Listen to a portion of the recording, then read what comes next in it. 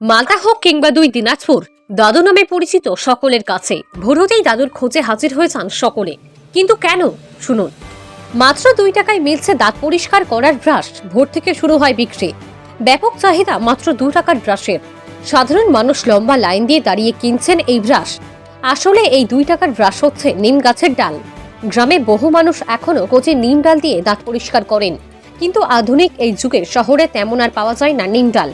তবে Malda medical college হাসপাতালের সামনে নিয়মিত এই দাঁত মাজন পাওয়া যায়। গত 40 বছর ধরে নিয়মিত মেডিকেল কলেজ হাসপাতালের সামনে নিম ডাল বিক্রি করে আসছেন 62 বৃদ্ধ শুক্লাল সরকার। মালদা মেডিকেল কলেজ হাসপাতালে প্রচুর সাধারণ মানুষ রাত্রি যাপন করেন। সকালবেলা ঘুম থেকে উঠে পেস্ট বা মাজনের প্রয়োজন হয়।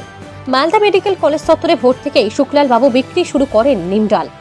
মাত্র 2 টাকা দাম নেওয়ায় অধিকাংশ মানুষ এই ডাল কিনেই দাঁত পরিষ্কার করেন। নিম ডালে দাঁত মাজার অনেক উপকারিতাও আছে, তাই সাধারণ মানুষ বিনা দ্বিধায় এই মাজন কিনে নেন।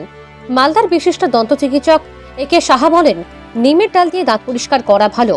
অনেক উপকারিতা রয়েছে, সেগুলোর মধ্যে অন্যতম দাঁতের মাড়ি ঠিক থাকে। নিমের ডাল থেকে এক ধরনের রস বেরোয়, সেই রস মাড়িকে সুস্থ স্বাভাবিক রাখে। এছাড়াও যদি কারোর মুখে দুর্গন্ধ বেরোয়, নিম ডালে দাঁত পরিষ্কার করলে দুর্গন্ধ অনেকটাই চলে যায়। তবে এই নিমের ডাল দিয়ে নিয়মিত দাঁত মাজলে অনেকের ক্ষতিকর প্রভাবও পড়তে পারে মানব জীবনে। সেগুলির মধ্যে অন্যতম, যদি কেউ নিয়মিত নিমের ডাল দিয়ে দাঁত মাজেন তবে শুক্রাণুর সংখ্যা কমে যাওয়ার আশঙ্কা রয়েছে। গর্ভবতী মহিলাদের জন্য নিমের ডালের দাঁতন ক্ষতিকর। শিশুদের নিমের ডাল দিয়ে দাঁত পরিষ্কার করা একেবারেই উচিত নয়।